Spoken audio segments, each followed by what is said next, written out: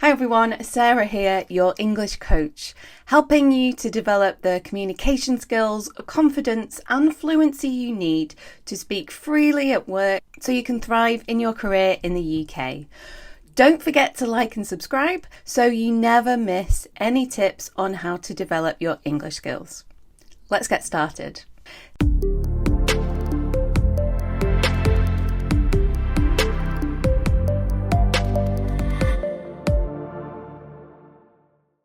In this video, I want to talk about something that's come up in several one-to-one sessions recently.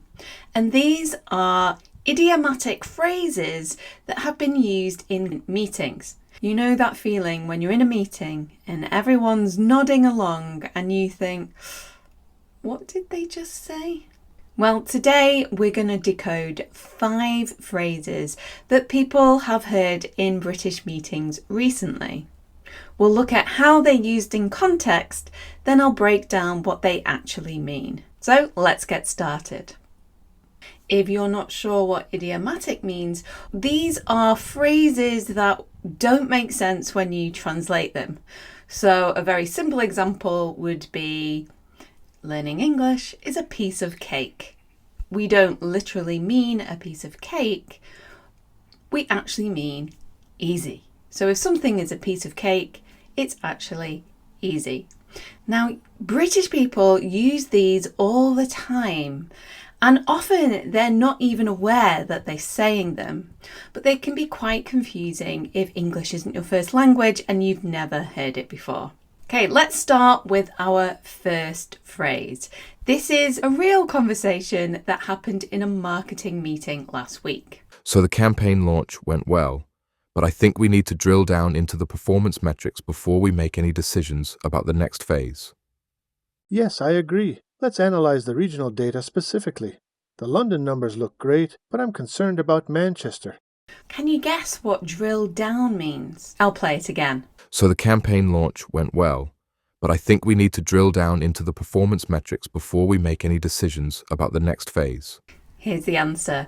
Drill down means to examine something in a lot more detail, or to go deeper into the specifics. You can think of it like a road worker drilling down deeper into the ground. In the same way, if you drill down into the data, for example, you're looking at what they mean in more depth and more detail. Okay, our second phrase comes from a project meeting. Listen to this. There have been some major developments in the Johnson project this week, so I'd like to hear your thoughts on that first. Sorry, I'm completely out of the loop since I was away at the conference. Can you update me on what's happened? What do you think out of the loop means? Here it is again. Pause the video and try to work out the meaning. There have been some major developments in the Johnson project this week, so I'd like to hear your thoughts on that first. Sorry, I'm completely out of the loop since I was away at the conference. Can you update me on what's happened? Here's the answer. Being out of the loop means you don't have the latest information about something. How can we remember this?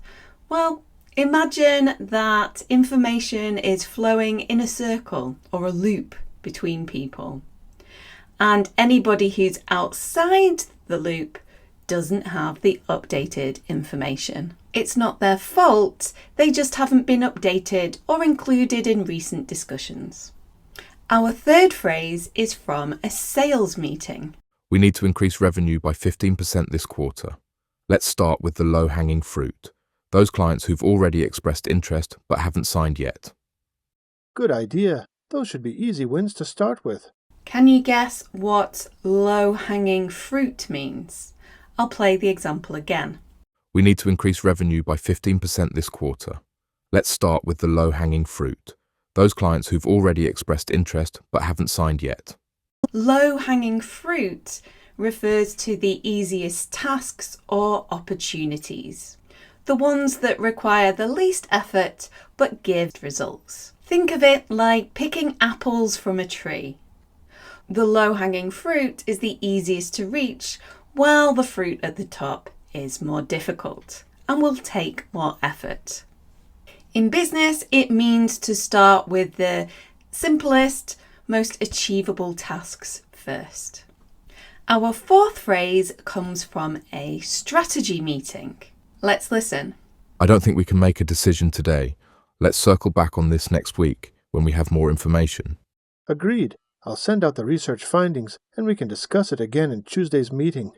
What do you think circle back means? I'll play it again, pause the video and try to work out the meaning. I don't think we can make a decision today. Let's circle back on this next week when we have more information. Here's the answer. Circle back means to return to discuss something later. In a meeting, somebody could bring up a topic and the manager says, "Can we circle back to that later when we have more time?" They want to revisit the topic at a future time. Or you might request, "Can we circle back to the plans for the project?" It means, can we revisit the plans for the project? Our final phrase comes from a planning meeting. Let's listen. The marketing campaign proposal looks good, but marketing isn't on my radar right now. We need to finish the product launch and close the quarterly budget review first. I understand. When do you think you'll be able to focus on it? Can you guess what "on my radar" means? Let's listen again. The marketing campaign proposal looks good, but marketing isn't on my radar right now. We need to finish the product launch and close the quarterly budget review first. Here's the answer. On my radar means something that you're aware of or paying attention to. Think of on an aeroplane and they have a radar screen. Everything on that screen is detectable by the pilot. So if something's on your radar, it means you're aware of it or you're thinking about it. If something isn't on your radar, it means you're not considering it at the moment. So those are 5 phrases. Now, I want to use that method of trying to work out the meaning from the context to try and work out the meaning of this phrase. To dot the I's and cross the T's. Let's look at an example. The contract is almost ready, but we need to dot the I's and cross the T's before we send it to the client. The 3 definitions on the next page. Which one is the correct definition? Is it A, to finish your work quickly and not worry about the small details? B, to check everything very carefully and make sure all the details are correct and nothing is missing? Or C, to proofread a piece of writing for spelling mistakes? Here's the example again. The contract is almost ready, but we need to dot the I's and cross the T's before we send it to the client. What's the answer? Well, it's B. This means to add the final details to make sure everything is complete. If you think about writing, when you dot the I's, the letter I, you add a dot to complete the letter I. And with the letter T, you cross the T to complete the letter. So that's where it comes from. So those are 5 and a bonus idiomatic phrases that you could hear in meetings in the UK. The key thing to remember is that these phrases are just different ways of expressing business concepts. Once you understand the meaning, you'll start hearing them everywhere. And don't worry if you don't use them when you're speaking straight away. The most important thing is that you understand what they mean when people are speaking. Now, the best way to learn these and to really understand them is to use the process that we went through. Try to work out the meaning from the context before you ask your colleague what it means or you look it up in the dictionary or ChatGPT. This will help you to gain a better understanding of what it means and how you could use it too. Your challenge this week: listen to your meetings at work and see if you can notice any of these idiomatic phrases.